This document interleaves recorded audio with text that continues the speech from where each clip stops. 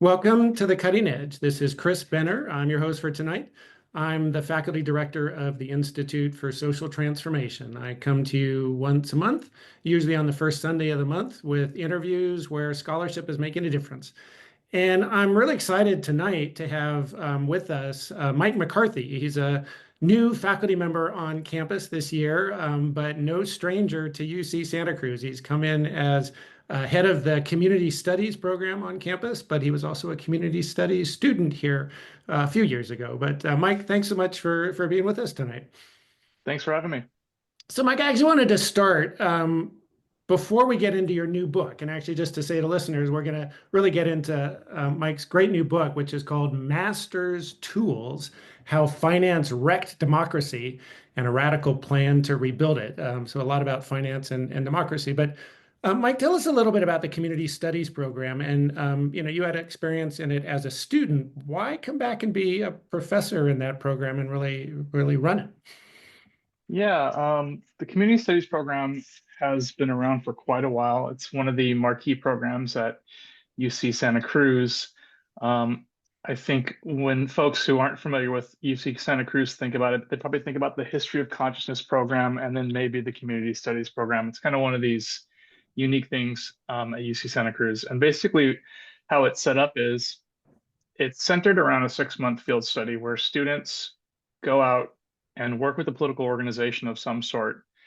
It could be anything from, a the office of a congressperson to a place that's providing services to a particular community to something outside the state altogether. And the students basically spend 6 months with this organization, some organization that's trying to achieve some significant political change. And then they write up an analysis of it. And the program is basically centered around preparing students to do that field study, giving them kind of theoretical tools and also kind of practical knowledge of what it would mean to work with a political organization, and then helping them write up the analysis at the end, kind of like this culminating paper.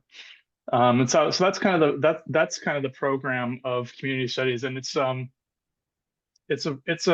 program that if you just kind of go around Santa Cruz, I mean, I don't know, I've been hanging out at like the pizza shop and stuff, and somebody across from me, they'll ask, "What do I do?" And then I'm like, "Oh, I'm the new director of community studies." And they'll be like, "I was a major in that." And so I've met probably, I mean, I'm not even exaggerating. I've probably met 10 people who were majors in that program who now live in Santa Cruz. Many of them are parts of NGOs. We have some elected leaders that came through the program. And so it has a pretty strong connection to where we are. Tell us a little bit now that you're in as director in a really important time in the program. What can we expect to see in terms of new directions or where you see the program evolving at this point? Yeah, I mean, there's a couple new people, one myself and then Allison Alcon, who is the other main faculty person in the program. And we're trying to work through this right now. Where are we going to take this? What kind of new dimensions of the program are we trying to build? And the one thing that we're sure of is we want to retain that field study element. It's something that's kind of become harder to do as the housing crisis in Santa Cruz has gotten worse, and it's harder for students to pack up their bags and leave for 6 months. And so we've tried to figure out ways of setting it up in a way that students maybe can do something. I should say, in the past, students would go elsewhere. They would leave Santa Cruz, and many times they'd leave the country to do their field study. And so we're trying to figure out ways in which we can do it where it can be more affordable. Oftentimes, a lot of students will go to do field studies in San Francisco or nearby places like that. But in addition to kind of trying to retain that field studies component of the program, which I think is the heart of it, we're trying to rethink the courses around it and the kinds of theories that the students are going to take into the field to use to analyze their case or analyze their ethnography, if you want to think about it like that. So a lot of the discussions that we've been having are, how do we incorporate some of the newer approaches to social change that we see emerging from from various social movements today. Things as diverse as abolition to kind of more radical democratic processes to everything in between. So that's kind of where we're thinking about the future. Which is a great lead in to your book, which is really about the crisis we're in at this moment, in our country and the world. And, many people point to the tech industry. And of course, Zuckerberg and Bezos and Elon Musk are, in the news a lot of the time. But you're pointing to the finance industry. And I think, our listenership will be quite familiar with the role of money in politics. But you're pointing to a deeper way that the finance industry has corrupted our democracy. So how do we understand the different ways that finance is undermining our democratic society? Yeah, it's a really important question and kind of a really big part of the book. I guess I would set it up by saying that um, I came into writing this book from my previous book, which is called which is called Dismantling Solidarity. And that previous book is basically all about the development of the pension system from the 1930s to the 1990s. It's essentially it tells the story through kind of a comparative history of how we went from a moment in the 1930s where we had this real possibility to have a very robust universal social security program to one that became tied to employment, that got financialized, that got sort of sucked into sort of Wall Street and investing practices. And a big dimension of that story is basically the way in which ordinary people, working class people, their savings became kind of tied up into the financial system. And so this book, The Master's Tools, basically starts from that point. So we kind of have the system now where so much of people's savings are sucked into finance. What are the implications for that? And kind of how does that matter for both democracy and for the future?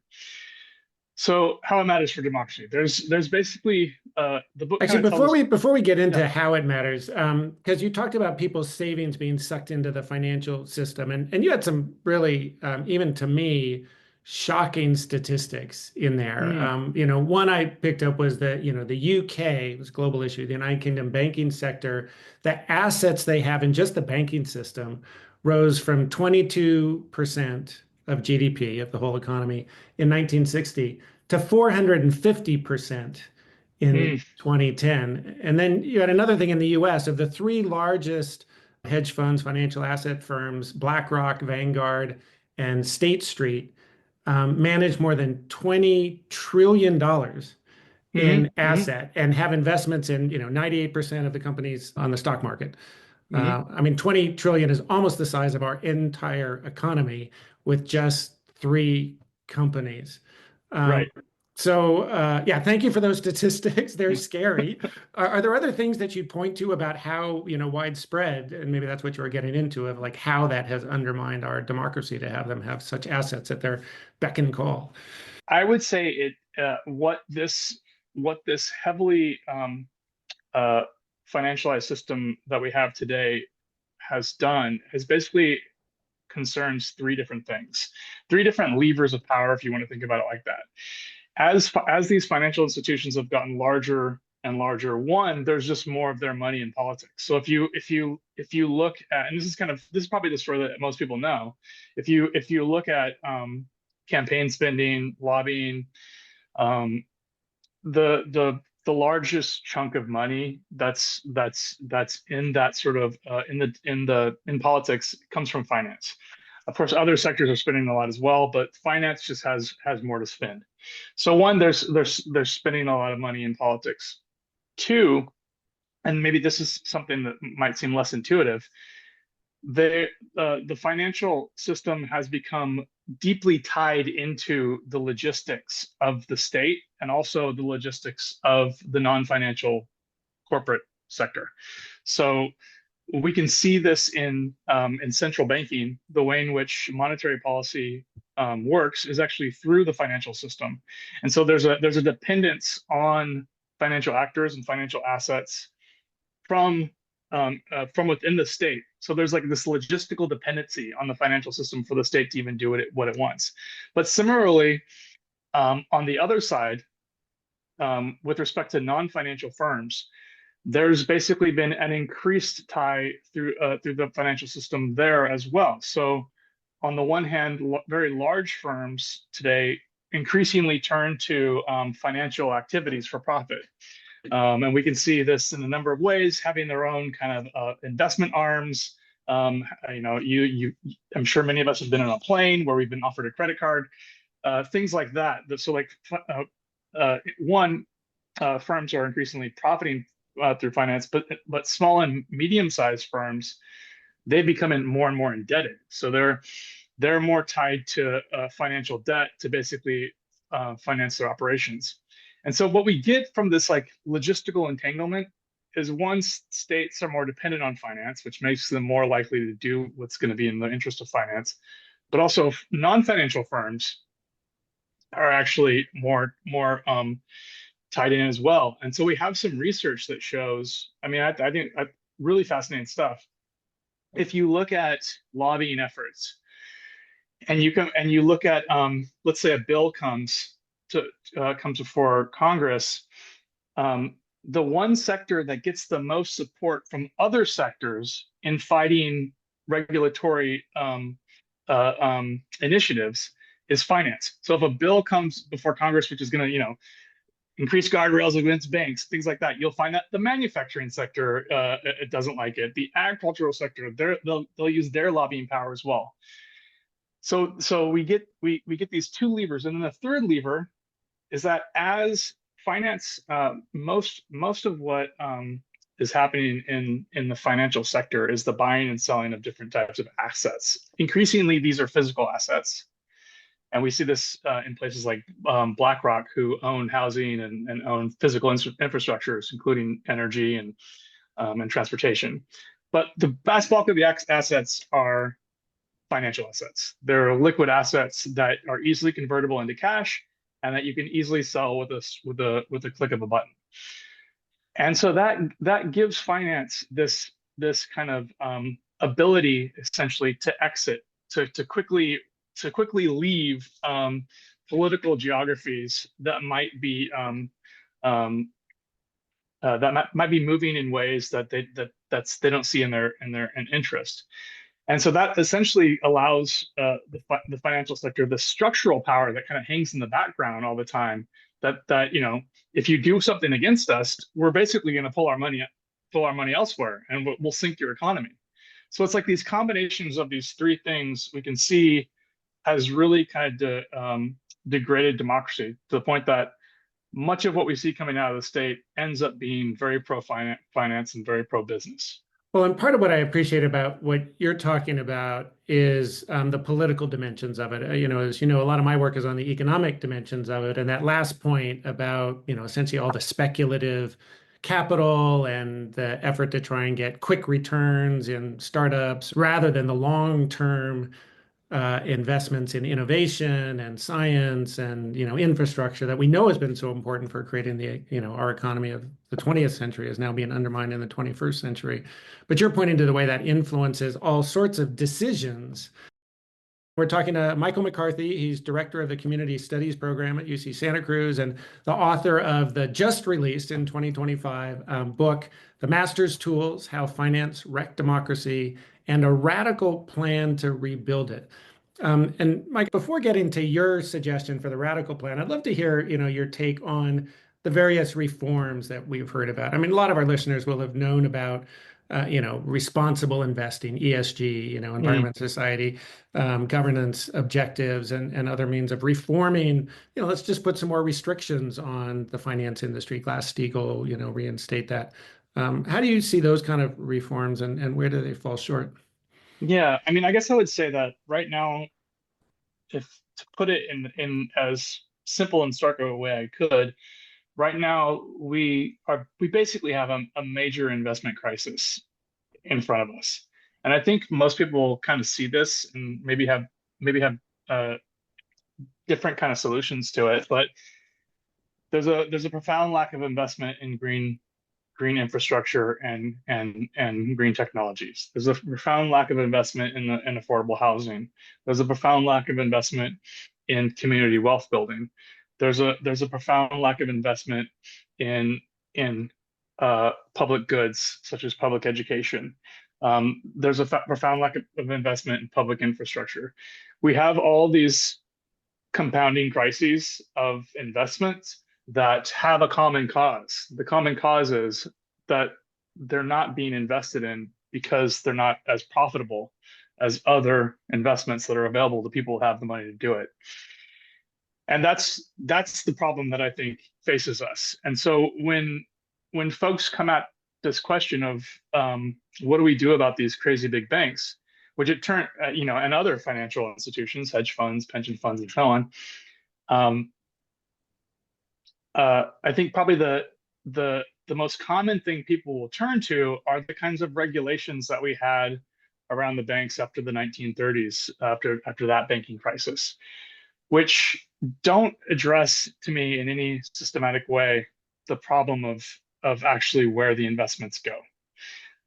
They instead set up guardrails around risk, around sort of how banks are capitalized, as well as other kinds of things. But the fundamental question to me is, how do we actually redirect investment to mobilize funds into the areas that we all recognize that we desperately need?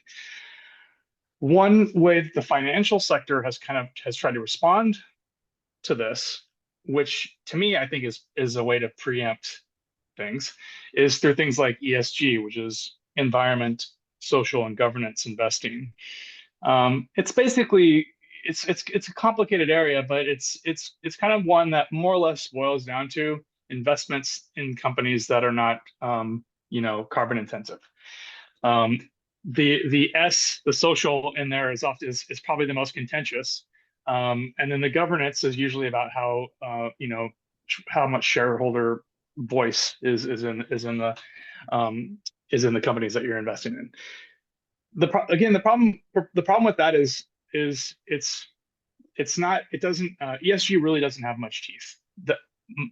Tons of people are signed on to, for instance, the United Nations principles for responsible investment. I mean, literally all the major companies, but it hasn't really had much of an impact on how companies invest. We're not seeing those areas invested in that we need desperately invested in, and even ESG right now is currently being rolled back by Republican in Republican states. There's bans on it. And so one of the solutions I know you've thought a lot about is a public bank. You had a chance to consult with the staff of Congresswoman Rashida Tlaib. You had a great op-ed with her recently in The Guardian, which I'll link on our website. But she introduced with Alexandria Ocasio-Cortez the Public Banking Act of 2023, just a couple of years ago. So talk to us a bit about a public bank. To what extent can that solve the problem that you're talking about, and what are the prospects for expanding public banking in the near future? Yeah, I mean, I think kind of going back a little bit to the previous question, the key thing for me in this crisis that we're in is the issue of control. How do we get ordinary people to control or to have greater say over investments or public investments? And that's where I think the role of public banks, but also other democratized financial institutions comes into play. So a public bank would be through, let's say, in California, we have a bunch of initiatives in places like Los Angeles, San Francisco, Oakland, where the city is trying to set up a bank. But we might also think about ways of instituting new democratic control measures and things like pension funds that are not through a city or not through a state. But the basic idea, and this is kind of also in the Tlaib bill, for her and AOC, who co-sponsored it, their basic idea was to create a federal framework, that would allow political entities at a bunch of different scales. So it could be a state, it could be a city, it could even be like a tribal government, to set up basically public banks that could be insured through this framework. And the idea that she introduced in the 2023 bill, which was not in this was a revision of a bill she put forward in 2020. But the idea that was in the 2023 bill that wasn't in the 2020 bill was that for banks above a certain size, so I think it was like 500 million capitalization, you will have a governance structure in the bank that incorporates citizen or resident voice into determining the programs and the portfolio of the bank. And those governance structures, typically when we think about public banks, they're governed basically by appointees. So you have like experts that are governed by the appointees of the party in power. But an alternative way of thinking about it is governing them directly through ordinary through the participation of residents that the area that bank covers. And so that's kind of the innovation in the bill. And how that would work is basically through a process of random selection, through a lottery system whereby people in an area would be available through a lottery to be selected to basically participate in these assemblies that could then determine the investment portfolios of the public bank. And so that's kind of that's the intuitive idea in the democratizing finance thing. And it could be applied in public banks, but it could be applied in pension funds as well. And there are places that are actually doing this. In the Netherlands, the retail sector, the pension fund that covers the entire retail sector last year, it's governed by a board of directors who are appointed, who basically are trustees. But last year they did a random selection process. They brought a bunch of people who are current beneficiaries and future beneficiaries in the plan, and they brought them together and they talked about like how their pension fund is invested. And this is already a pension fund that's invested in progressive ways. Like it doesn't invest in fossil fuels. It doesn't invest in arms manufacturers. But the people that were brought together said, actually, we should be investing in even more progressive ways. And they very explicitly understood this as giving up a certain percentage of return for investing in ways that would bring a greater social good. And I think that's actually quite interesting, that when you bring people together, the common understanding is people just want to make the maximum amount of money out of these things. But actually, when people come together and they talk about it, at least in this case, they also valued other things beyond just like the amount of return that the investment was going to get out. And so that's the kind of hope of the idea of democratizing finance. Well, and I love you lifting up this issue of control and this idea of what you referred to in the book as democratic mini publics as being part of the governance structure, and maybe a central part of the governance structure in this new radical plan or model anyway. And I wonder if we could go into it a little more, because you contrast, this notion of like representative government where we elect people or, appoint people to a board of directors, and the limitations of that, I think, are clear to many people. There's this alternative of direct democracy where, okay, everyone can be part of every decision, which, it's great in principle, but it's really hard to actually implement in practice because of, all sorts of reasons. And this notion of democratic mini publics of, a lottery selection for anyone to participate. And talk a little bit more about some of the concerns you've heard about that model. Yeah, I mean, there's two main ones that I've heard are about expertise and about, and actually people's just the fact that people are nervous about democracy. So like in terms of expertise, people think, well, how are people going to make decisions about finance? Like this is like this like it's, finance is potentially the most esoteric, difficult thing to understand. Why would you expect ordinary people to have some say over that? Like that, this is something that should be left to experts. And then the other kind of concern is, well, do we really want ordinary people? Like there's, even if they do know how to do it, maybe like they have like bad motivations, and I mean they elected Trump after all. Like there's right. Would we agree with the decisions they come up with? Yeah, exactly. Would we agree with it after all? So I guess for me, one thing to say is that you have to run and manage these processes with really skilled facilitators who know how to introduce ideas in ways that doesn't introduce bias, that can introduce the core kind of cost benefit decisions that people in them are making, and that can give them the information that they can have to actually deliberate over and make good judgments, which might be binding decisions or just recommendations. And so in terms of the expertise question, it's really about how good the facilitation is. Like, and you really want to set it up in ways where the facilitators are not trying to co-opt it or trying to direct an outcome in a way, or introduce their own bias. And so that's where there's a lot of research and discussion about how you can actually do that effectively. In terms of the democracy concern, there's been some really interesting studies of these processes that have been gaining traction probably over the past 10 years. There's been more and more of these democratic assembly, random selection assembly processes around the world. And so more and more people, primarily in political science, but also some economists, not many sociologists have really caught on, but like more and more people are studying them. And what they've been finding, and this goes back to studies of like deliberative democracy more broadly, what they find is that when people come together and they have discussions with people who they know are just randomly chosen like them, and they work through issues, it actually helps them discover their preferences in ways that wouldn't have been there without the deliberative process. And so like it's not the same thing as just doing a survey, right? Where you like go out, what do you think about this? And somebody gives you their impressions or what they heard about it. Like the process of deliberation actually helps people discover what their preferences are. That doesn't mean that they're all going to agree at the end.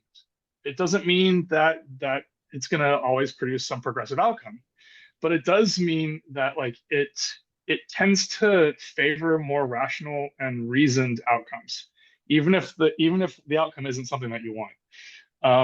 And so that's where I think I have a lot of hope in it as like a democratic tool, like it to be able to kind of generate decisions and reflections that are actually rational and reasonable, and people have really thought through them, as opposed to just saying what sort of Elon Musk is signaling to them to say on Twitter or something like that.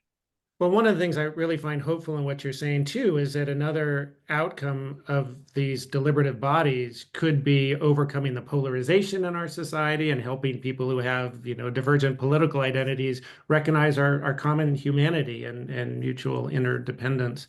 Fortunately, we're out of time. You've been listening to Michael McCarthy. He's the director of the Community Studies program, and talking about his just released book, The Master's Tools: How Finance Wrecked Democracy and a Radical Plan to Rebuild It. It's really worth reading. You can also Google this great article that he had out in The Guardian with Rashida Tlaib called "Republicans Want Corporate Oligarchy. We Want Economic Democracy." Google it and you will be inspired. Mike, thanks so much for being with us tonight. Thanks for having me. This is KSQD. You've been listening to The Cutting Edge on 90.7.